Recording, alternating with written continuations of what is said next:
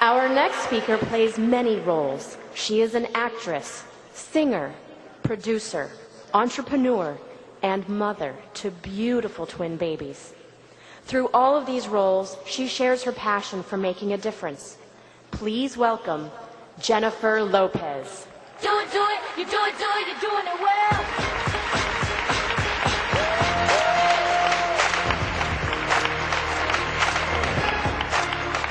Good morning, everyone. Good morning. Good morning, strong, powerful, beautiful, and inspiring sisters.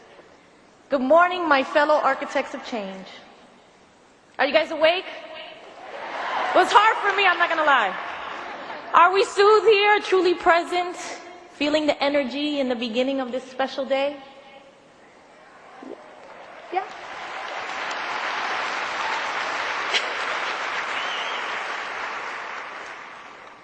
I was really honored to have the chance to come here and speak to you, because I get to stand before you here today not as a pop music singer or as a movie actress or as a dancer or as the wife of Mark Anthony, even though I'm kind of proud of that one. Nor as a businesswoman or an entrepreneur. I stand before you as a girl who grew up in the Bronx with two sisters and a strong and loving mom who hustled for us whenever we didn't have much. I stand before you as someone that loves being a woman. Everything about us, our hearts, our souls, our perspective of the world, our creativity. I love that when life hands us our greatest challenges and we think we've reached our capacity to meet that challenge, we look up and realize that capacity may well be limitless. I love being a woman, and I love the fellowship we're sharing here today.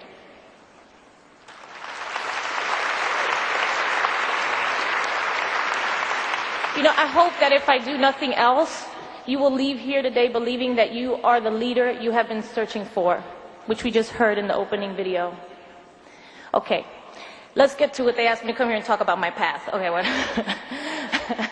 I realized actually early on in my own journey that I had to be my own champion. Nobody made me get up and say, you know, you should do this or do that, be an actress, go be a singer, especially in the Bronx. I mean, in fact, people told me not to do most of the things I did. And there is no shortage of people telling you the things that you can't do. But I was lucky enough to have a strong feeling inside that I should be listening to my gut, and that would guide me to reach the highest points. And it was when I didn't listen to that voice or that gut feeling that I had my biggest mishaps. So now I'm talking on the business side. I was always really, really clear on the business side. On the personal side, well, that's another story. For some reason in personal relationships, and I had been in a few challenging ones. Yeah, I know you know.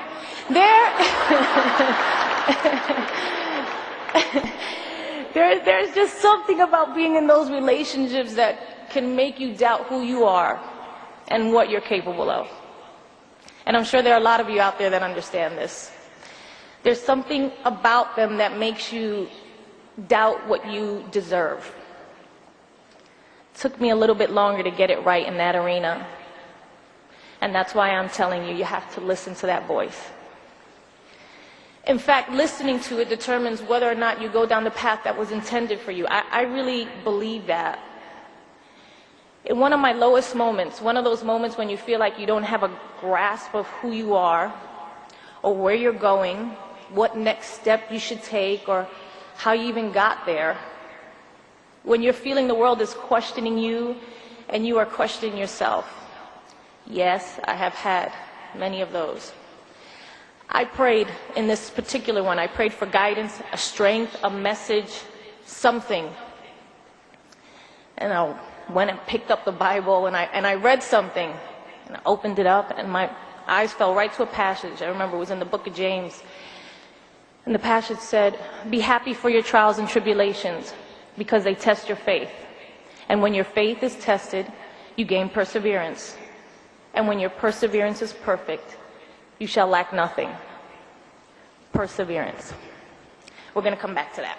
But first, over the next few minutes, I'm going to share with you the current loves of my life and how they have transformed this into a first chapter of a lifelong novel of commitment to helping women and children. Many of us in this room know what it is to be first-time mothers. Yeah? So as you, yes. So as you know, there is nothing that inspires you more to want to be an architect of good change than giving birth to a beautiful new baby, or two. Like most other things having to do with motherhood, you cannot imagine how it will affect and change you. Not only does it make you experience a love more deep and proud and more joyous than you ever thought possible, it makes you understand and sympathize with every mother and every other child. You become more aware of the world around you. You realize there is nothing that they don't deserve, and everything that it is in your power to make their world one bit better, you feel like you want to do, you will do. That is the miracle of becoming a mother to me. Your eyes open, your heart opens. So in thinking about Maria's question, how can you be an architect of change? I'll let you in on a little secret. I have an idea. I answered this. My dream is to launch a foundation whose mantra for creating change would be improving the health and well-being of women and children. Right before I had my children, I actually had already started to think about, why are we here? What am I going to leave behind? How am I going to give back? How are we going to be remembered? Those big questions that start occurring to you. And now that I'm saying it out loud, I'm realizing that's probably why I got pregnant when I did. God was going, okay, maybe now she's ready. I was always a late bloomer. But when I bloom, there's no stopping, okay? So I decided after a lot of late night talks with my beautiful little sister, Linda, not so little, she just had a baby too. When the time was right, we were going to create an organization that empowered women and children. I mean, ask yourself, it's obvious we need more help improving our health and well-being in today's world. But how often is it articulated as empowering women and children as it is here today? Empowering them to have their voices heard. Empowering them to know the type of schools they deserve. Demand the health care they deserve. Empowering them to speak up about safe and healthy environments for their children to live and play in. Empowering them to demand change. There is nothing more powerful than the love of a woman. A mother, a grandmother, a wife. That is why it's women we must look to really accomplish this. Every single one of us and our children deserve the best life has to offer. That's why recently when I was at the Democratic National Convention with Marian Wright Edelman, we talked about a call to arms, getting every mother, every daughter, every grandmother to make change happen. And I know in my heart we can do it. Because where did the great stuff start for me? At the beginning. I was cared for. I was well fed. My mother struggled to put us in Catholic school when she couldn't afford it. That's where it starts. It sets you on a course. Every woman should settle for nothing less. And we can do it by the pure power that lies within us. God may have made us the weaker physically sex, but he gave us something greater. He gave us something intangible. You can't see it. You can't lift the weight with it. But I honestly believe that we can move mountains if we decided to. My foundation will prioritize the importance of empowerment. We can tell leaders, policymakers in the world that millions of us demand and will demand better for ourselves, our communities, and our children. I have lots of big dreams, and I envision big changes toward proper health care, prenatal care, pediatric care for every person in this country, regardless of their income or influence.